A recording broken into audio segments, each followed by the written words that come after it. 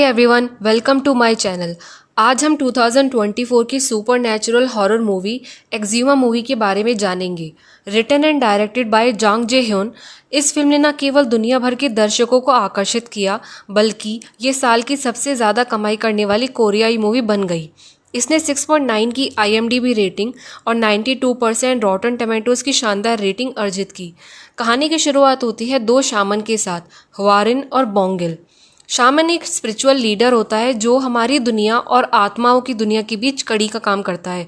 हवारिन और बोंगिल प्लेन से Los Angeles जा रहे होते हैं। एयरपोर्ट पर उन्हें एक आदमी पिक करता है जो कि पार्क का अकाउंटेंट होता है। वो पार्क के बारे में बताता है कि पार्क एक कोरियन अमेरिकन बिजनेसमैन है और उनका परिवार बहुत पहले अमेरिका शिफ्ट हो गया था। हवारिन और बोंगिल हॉस्पिटल पहुंचते हैं। हॉस्पिटल में वो पार्क की वाइफ से मिलते हैं।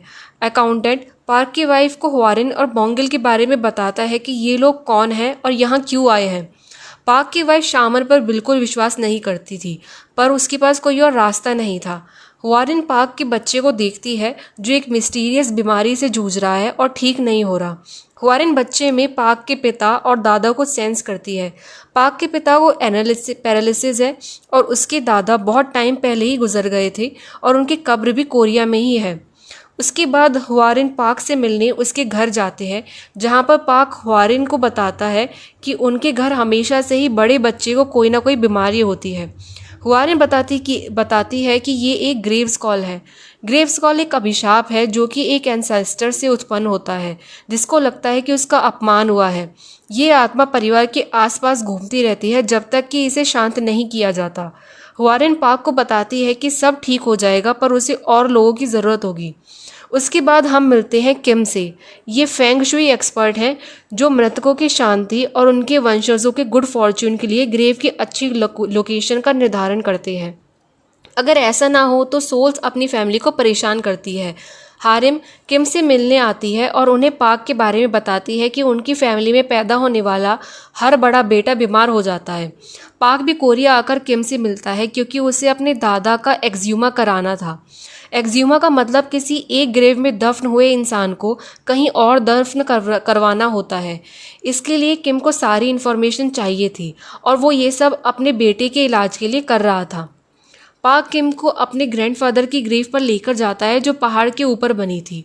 वहाँ पर उनके ग्रेव पर कोई नाम नहीं लिखा था। पार्क बताता है कि उसके दादा एक जनरल थे और उनको ये ग्रेव आर्मी की तरफ से अलॉट हुई थी। किम ये समझ नहीं पा रहा था कि यही जगह क्यों चूज़ की गई। वो समझ गया कि दाल में कुछ काला है। ये बात वो अपने ग्रुप से भी डिस्कस करता है। किम बताता है कि वो यहाँ पर बहुत नेगेटिविटी महसूस कर रहा है। वो हारिम से यहाँ काम करने के लिए मना कर देता है। वो कहता है कि अगर वो यहाँ काम करेंगे तो उनकी जान को खतरा है।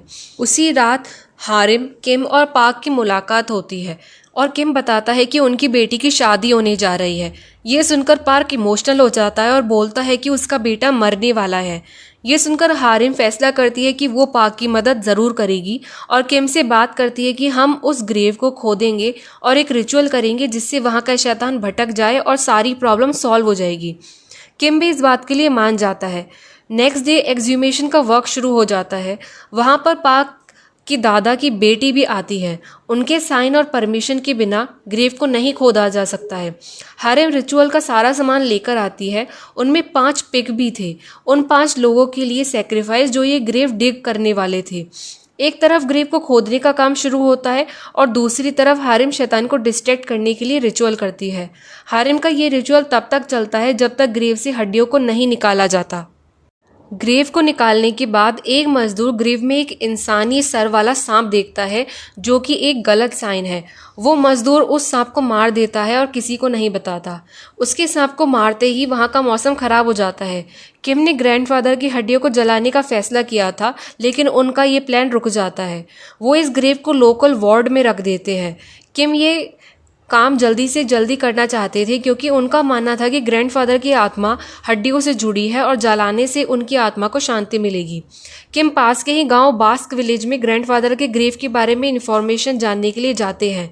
वहां पर जानने में उनको पता लगता है कि किसी को उस ग्रेव के बारे में पता ही नहीं है और जिसको पता था वो बताते हैं कि उनकी ग्रेव खजाने से भरी हुई है।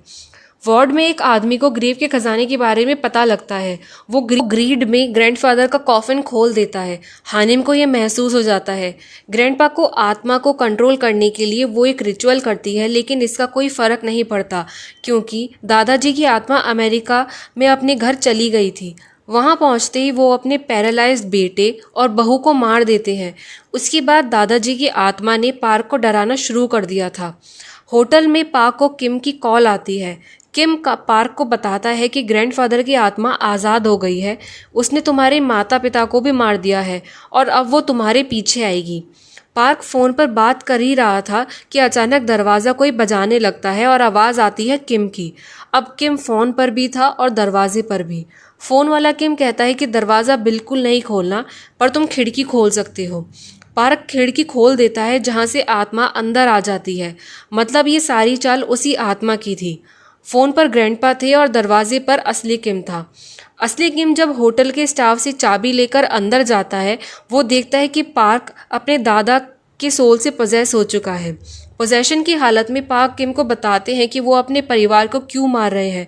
वो बताते हैं कि वॉर के दौरान उन्होंने अपने ही लोगों को धोखा दिया था और खूब सारे पैसे कमाए, और उसी पैसे की वजह से उसकी फैमिली इतनी अच्छी लाइफ जी रही है और अमेरिका में जाकर बस गई। पर अपने दादा से कोई भी कभी कुछ पूछने नहीं आया, ना ही कभी अपने दादा के लिए कोई प्रे करा। ग्रैंडपा पार्क को भी जान से मार देते हैं। मारते मारते पार्क किम को बताता है कि किसी शेर या बड़े जानवर ने एक लोमड़ी की हड्डी निकाल ली है। ये बात किम को समझ नहीं आई। ग्रैंडपा की सोल अब अपनी बेटी और परपोते को मारने के लिए निकल पड़ी है। उनकी आत्मा को रोकने का सिर्फ एक ही तरीका था कि ग्रैंडपा की हड्डियों को जला दें, लेकिन हड्डियों को क्रिमेट करने के लिए दादाजी की बेटी की परमिशन की ज़रूरत थी। किम ये सब बात ग्रैंडपा की बेटी को बताते हैं और उनकी बेटी परमिशन दे देती है। ग्रैंडपा की हड्डियों को जला दिया जाता है और इसी तरह आत्मा खत्म हो जाती है। लेकिन स्टोरी यहीं खत्म नहीं होती। ग्रैंडपा की सोल को क्रिमेट करने के बाद किम उसी मजदूर से मिलता है जिसने इंसान के सर वाले सांप को मारा था। वो मजदूर बताता है कि उसके सपनों में बड़े बड़े इंसान के सर वाले सांप आते हैं और वो बोलता है कि वो सांप मुझे मार देंगे। किम पूछता है कि ये सब कब से हो रहा है। मजदूर बोलता है कि तभी से, जब से मैंने सांप को मारा है।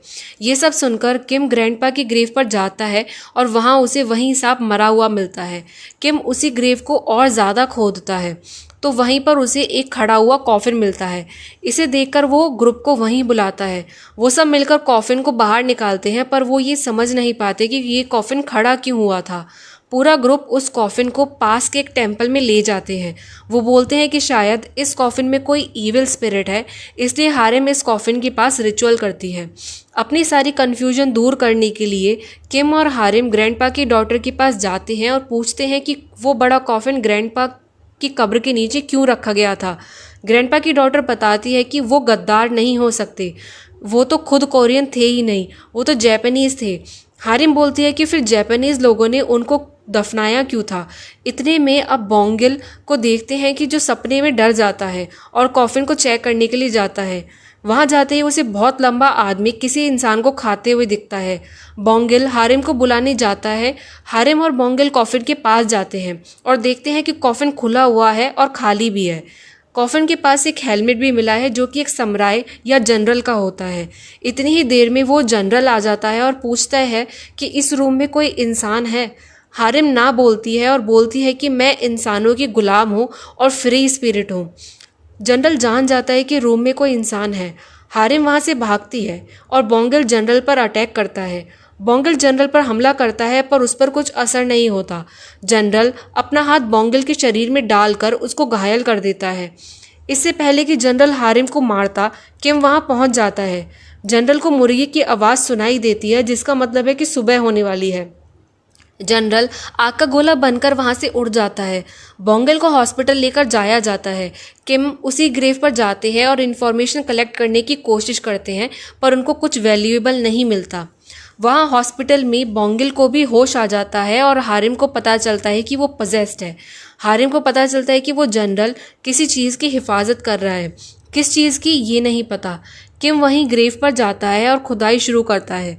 खुदाई करने पर वही जनरल का भूत नजर आता है। किम हॉस्पिटल में हारिम से मिलता है। उसे पार्क की बात याद आती है कि उसने कहा था कि फॉक्स ने टाइगर की रीढ़ की हड्डी पर वार किया है। कोरिया का मैप बिल्कुल टाइगर की तरह दिखता है। इसका मतलब है टाइगर तो कोरिया हो गया। कोरिया को बर्बाद करने के लिए बहुत सारे जापानीज रॉड्स ज़मीन में दबाए गए थे। इन्हीं रॉड्स के बारे में कोरिया शामन को पता चल गया और उन्होंने इन स्वॉर्ड्स को निकालना शुरू कर दिया।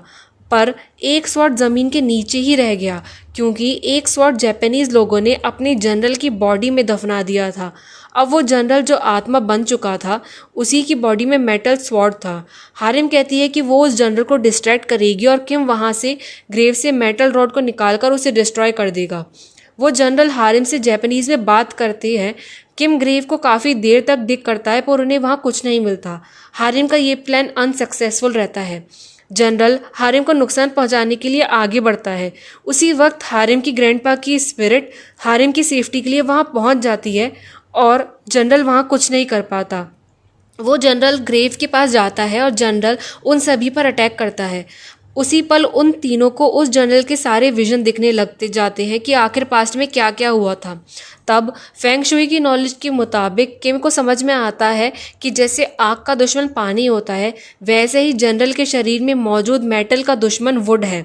इसी तरह किम एक लकड़ी से जनरल पर वार करते हैं जिससे वो जनरल मर जाता है।